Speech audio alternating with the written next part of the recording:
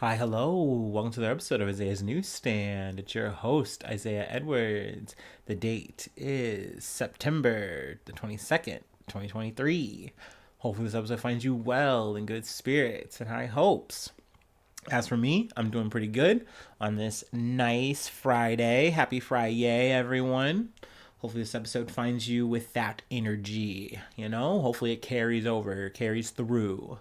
Let's see. I actually ate a little bit earlier today, so we have a food corner. I went to Cane's. I got a Caniac combo, which is 6 chicken tenders, some fries, and a coleslaw and a piece of toast. And I added a piece of toast on top of that, and I got a large lemonade. So it was very yummy, very good. Felt nice to get some fast food in me, despite my poverty, if you will. But yeah, it was good. It was yummy. Kind of had to eat out of convenience today. I have a busy night for myself lined up. So yeah, kind of had to eat on the go-ish, even though I ate at home. But you know what I mean, fast food. Let's see here. Nothing else on the personal news to talk about. So yeah, let me go ahead, do my typical startup, and then we can get into some news.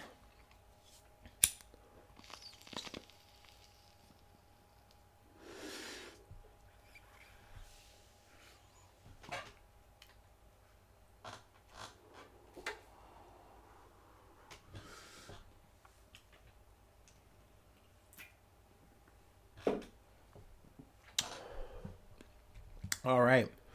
Our first story is from Variety.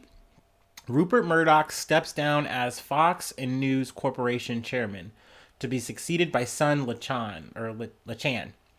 Lachlan. I'm so fucking sorry. I've heard his name before. That's the first time I'm actually said it out of my own mouth. But yeah, it's Lachlan. Which it definitely sounds like a rich kid name.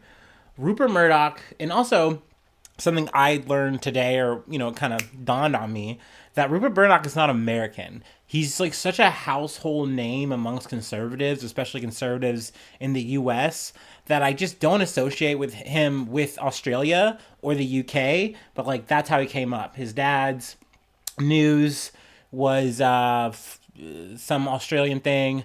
He started there. Then he made some waves in the UK doing some shit. Apparently, Pierce Morgan, who I've talked about before on this podcast, was an editor for him at his little one of his news things. Yeah, he's a they called him a print baron, which I thought was very accurate. But yeah, let's go ahead and get into it. Rupert Murdoch, whose sheer force of will, bullshit, allowed him to build a media empire that influenced the course of national politics in the US and UK and Australia, will step down as the titular head of the companies he controls, Fox Corp and News Corp. A move that could raise new questions about the fate of both assets. Lachlan Murdoch, his son, will take over the chairman role at both companies, which between them operate Fox News Channel and Wall Street Journal, which is such a weird juxtaposition, but that's something that the Murdochs are kind of known for. Is look, we're almost trying to hit you from both sides of the aisle here, and I don't know, really what Murdoch does is the best example of propaganda, because truly he does it, but so does CNN, so does every news publication I've referenced, talked about on this fucking show, to some extent, does the same thing that he does. He just is really fucking good at it for a very long time. But yeah, let's see. The Wall Street Journal in the U.S., the Times, and the Sun in the U.K. Rupert, who is 92 years old, will shift into an emeritus role. The moves are expected to be approved in mid-November by shareholders of each company. The elder Murdoch would appear to still control the family trust that governs both companies. So he's still trying to hold the reins, even though he's not going to be chairman. I'm sorry, I knocked something over. He kind of insinuates that he's going to be around. He's going to be in the halls. You're going to see him. Even though he's kind of been on, I don't want to say on the lam, but he's been in a little bit of isolation, since COVID. He hasn't really been out as much, a little bit more behind the scenes, especially more so post the Dominion voting snafu. We've covered that on the pod. $787.5 million in a settlement Also, not to mention, there's more lawsuits down the road. There is Smartmatic that is expected to start in 2025. So it might be kind of insinuated that like this is part of the reason he's trying to get out of it. So like maybe he can get out of that, even though legally he could still be called to do a deposition or whatever the fuck. So I mean, yeah, this was an interesting new thing. Of course, they referenced Tucker Carlson a little bit here. A former host of Fox News, kind of part of the aftermath of the Dominion voting snafu. He's on X now, not the drug, the social media platform formerly known as Twitter. He's over there flopping now. I think I referenced his, he was talking about Obama's balls and shit to some crackhead. He's doing that on X now, for a whole lot of quote unquote views. But yeah, so that's kind of where the chips are falling. Let me see here. I guess I'll read this highlighted portion. Rupert Murdoch was initially a print baron, taking a newspaper previously owned by his father. This is why I said the force of will bullshit. Like, come on, man. You got handed some shit and you worked on it. By his own father, the News of Adelaide, and gradually expanding into New Zealand and in the UK in the UK. In the 1970s, his empire stretched to the US when he bought the San Antonio Express News and then gained control in the 1980s of the 20th Century Fox movie studio. So that was really fucking big. By 1986, he used a group of TV stations he controlled to launch the Fox Broadcast Network, a startup that, after a bumpy ride, began to challenge ABC, NBC, and CBS after Murdoch snagged NFL rights in 1993. But, I mean, definitely, though, the times have changed in a lot of ways. Streamers have kind of decimated cable in general, so that kind of definitely has sapped away at him and the empire. Also, there's other smaller, news organizations that have popped up, like Newsmax and all that kind of shit, that siphon off viewers by being even more radical than them. Also, what was it? The last election, they kind of fumbled the bag a bit by calling it a bit early, saying that Trump was done, which, I mean, technically all they were doing was like saying, like, look, we're calling a spade here. I believe that Murdoch did not really like Trump anyway, so he was kind of over the whole fucking show, and he was just saying, like, look, you guys are done. It's over. Like, this is a wrap. Like, I think it was Arizona was the state they called early, quote unquote, and Trump never let it go since. Neither has his base, so they've kind of been moving around. So yeah, I mean, it's a tumultuous time. Kind of, as well, another aspect layer to this is there's like a Succession kind of thing, like the show, the HBO fucking bullshit, where Lachlan is taking control, but there's an older brother, I believe, that has different political views than Rupert, so that's kind of why he's on the out. And then there's, I believe, 2 other daughters. So anything's game. It's kind of left to be sorted out by the 4 of them. And, right now, Lachlan's at the helm. So we'll see how that goes. Sadly, he seems to be chip off the old block. So I imagine we're not going to be seeing too much change out of Fox News. They're probably going to keep on keeping on. But speaking of Fox News, they segue into our next bit from Axios. MBS on Saudi Arabia. MBS on Saudi Arabia normalizing ties with Israel. Every day we get closer. All right. Let's see here. Saudi Crown Prince Mohammed bin Salman said in an interview broadcast Wednesday that the kingdom is getting closer to normalizing ties with Israel, but added, "For us, the Palestinian issue is very important. We need to solve that part." This interview was on Fox News. It was an exclusive interview. Of course, Fox was like, they couldn't wait to tell you that. Let's see here. I believe that MBS also was interviewing through a bunch of other people, but of course he made sure to do this interview in English. The other ones he just did in Arabic, whatever.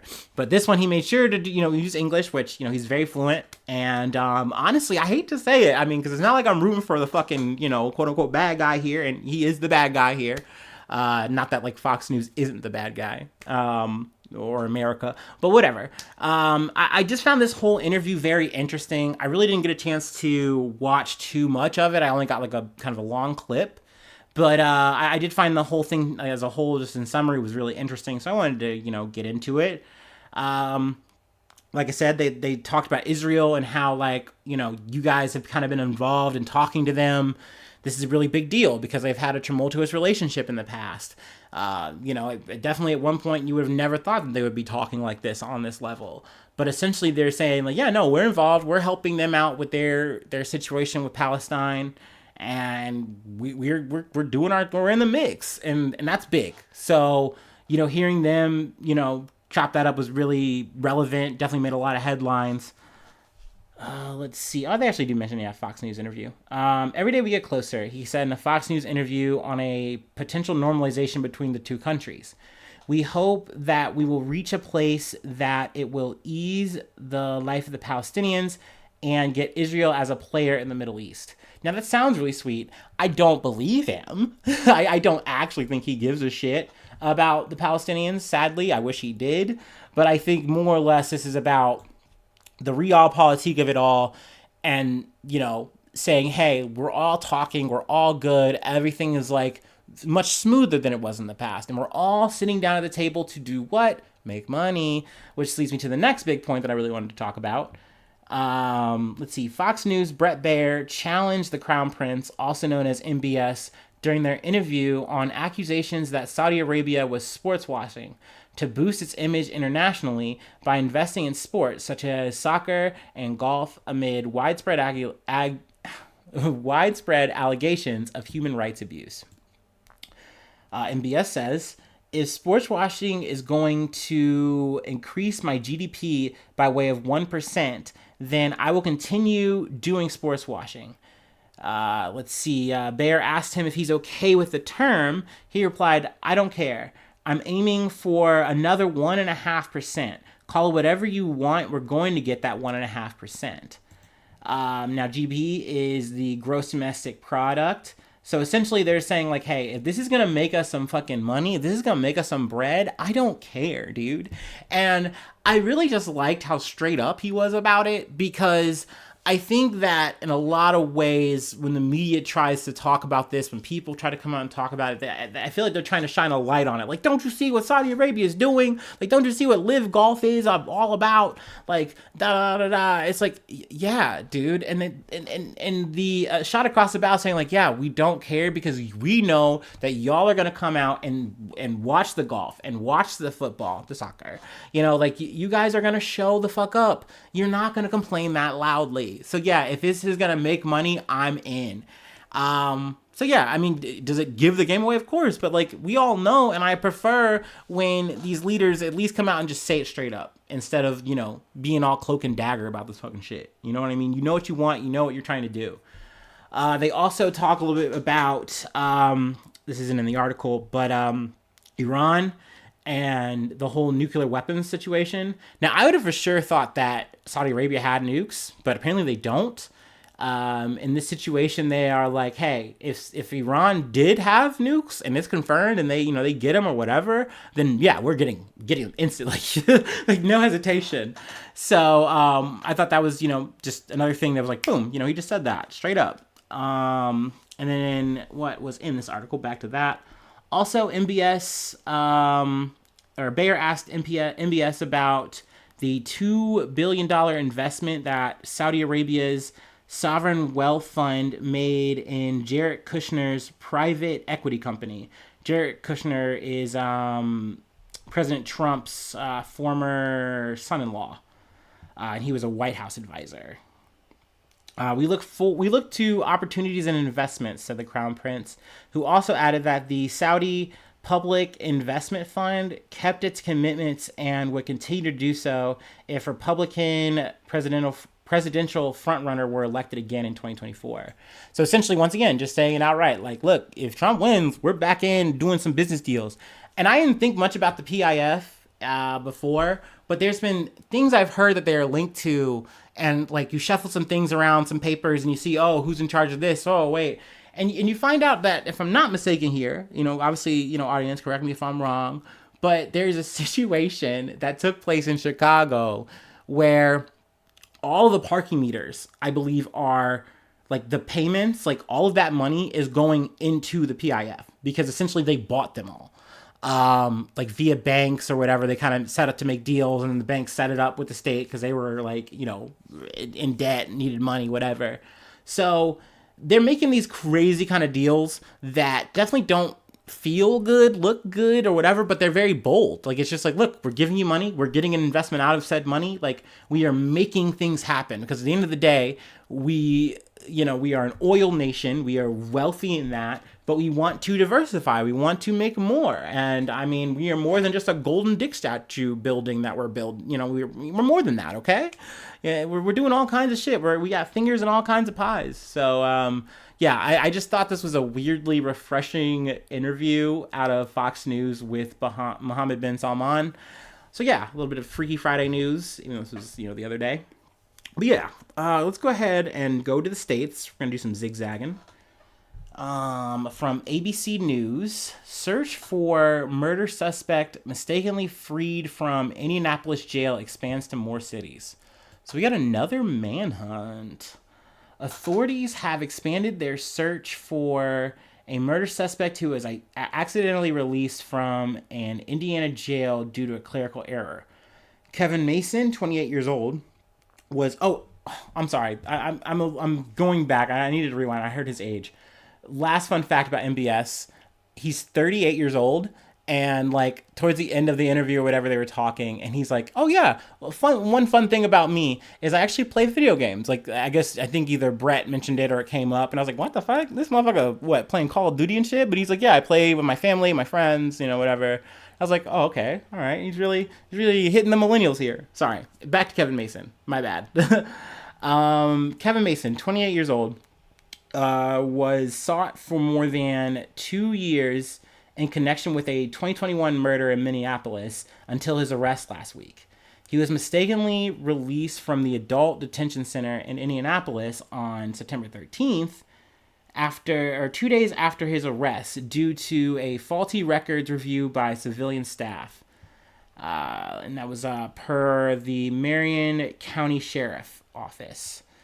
So essentially, off of a blooper, this guy is just like, oh, I guess they're letting me out.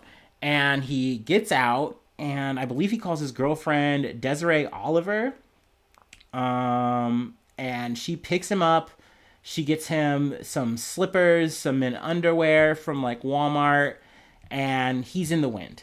But they were pretty much already onto him in a way. And she also got him a new cell phone. So, he is equipped in a way. But she's now in jail. She's been picked up. And they are, like, aware that it's like, okay, he's out of Indianapolis, but we're kind of aware of, like, what area he could potentially be in. So, we're on the lookout. They're definitely on him. Mason is accused of fatally shooting Dontavius Catchings, 29 years old, in the parking lot of a Minneapolis church in June of 2021 during a funeral service. The Hennepin County Attorney's Office charged him with murder and the second degree in firearms possession following the shooting. Whew. So yeah, it's fucked up. Very sad situation in terms of that murder. Very scary that, someone's yet again at large. They did fire the people involved, the employees involved. They also mentioned that they are short-staffed and underpaid. And my response to that is like, you and me both. But crazy situation. Like I said, another manhunt is afoot. All right. Also, I know this is a little fucked up. Maybe a bad way to add levity. But kind of, I was thinking like, in the old world, the old way, like if you survived a hanging, they used to kind of make it where it's like, oh, we're not going to like rehang you. That'd be fucked up. So you're good. And I don't know. This kind of made me think of like, well, if I could escape I think that might have been correct me once again if I'm wrong. In the olden days, if you got away, you got away. Like you escaped a prison or something like that. So I don't know. And once again, maybe I'm wrong on that. But I don't know. I off of a clerical error, I'm kind of like, oh, you guys let me go. It's almost like when the bank gives you like, an extra like $500 and you're like, oh, it's not my fault. But no, the bank is going to get you back for that money. It's their money. And if the jail fucks you up on the thing, you can't just like get out of jail. It's not like get out of jail free. Not No, that's not how it works. and honestly, for the best. He fucking murdered someone. That's bad. I'm just being an asshole, trying to make this a little less, sad. We've had pretty much solid storm. I don't know. I'm trying to make light of it all, y'all. I'm sorry. Okay, we have one last thing to talk about. It's from The Guardian. I'm going to take my little break, and then we will cover said news.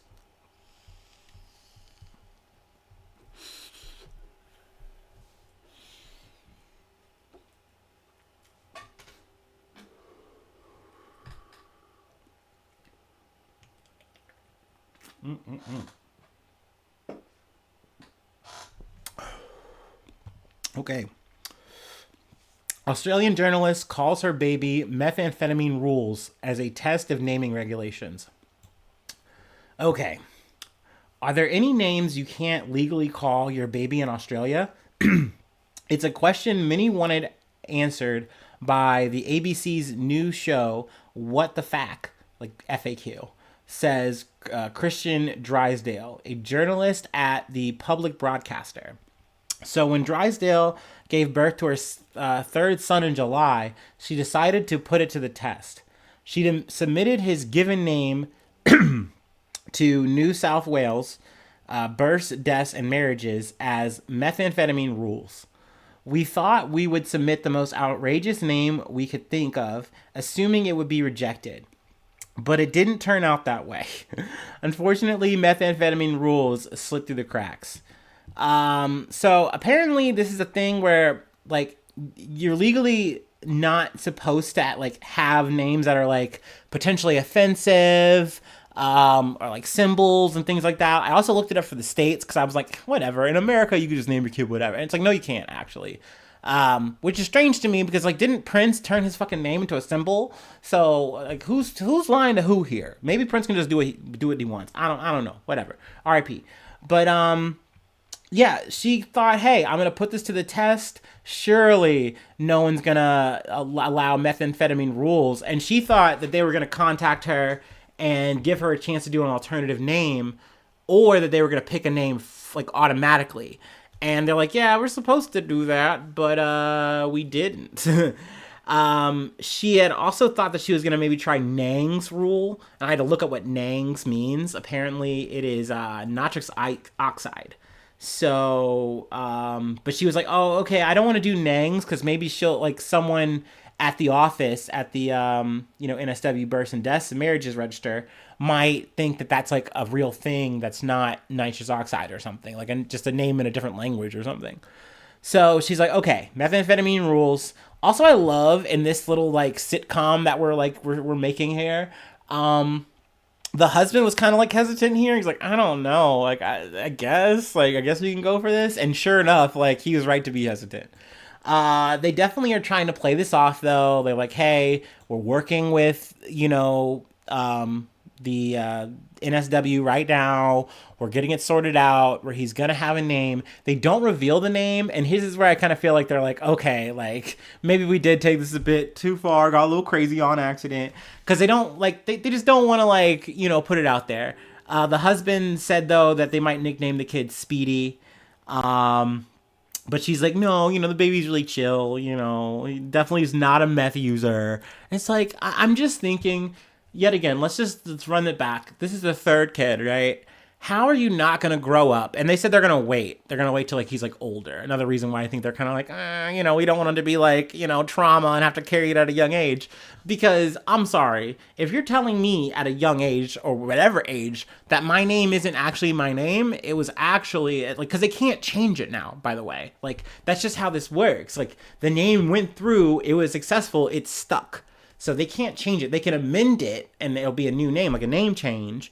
But yeah, technically by government record, that kid is methamphetamine rules. And I feel like that might rock your world a little bit. And maybe you don't want to give that kid that knowledge at 4 or 5 because they're going to be like, do I just look like was I born for it? Or getting teased. And once again, why they probably withheld the name, even though I imagine you can just Drysdale figure it out. Some malicious kid with internet access is gonna be on that. I don't know. for a show, for a little TV show. I don't know, man. I would just feel like such a little throwaway kid if you're telling me, Mom and Dad, you name me methamphetamine rules. Why? But that's it. That's all we really have for today. That's the episode. Let me see here. I do have a Patreon if you'd like to help out, support the effort. Allow me to buy more canes, hopefully better computers, things of that nature. That's what Patreon helps. That's what it does. Let's see. Patreon.com says Isaiah News. I remembered. I did not forget. You become a newsie. I shout you out at the top of the month. I say your name. I plug a project you're on. Let's see here. If you want to hit me up for the free feedback, I do have a Gmail, gmail.com/Isaiah News 1.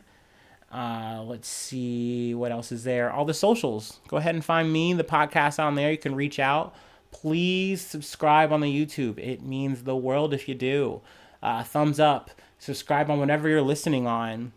If it's Podbean, if it's Spotify, whatever, Apple. It means a lot. It helps a lot. It keeps you up to date with the pod. Let's see here. All the reviews mean a lot. All the stars, all the comments. Thank you so much. Thank you so much for being a friend. Thank you so much for tuning in. And hopefully I see you soon for some more good news. I love ya. Bye-bye. Mwah.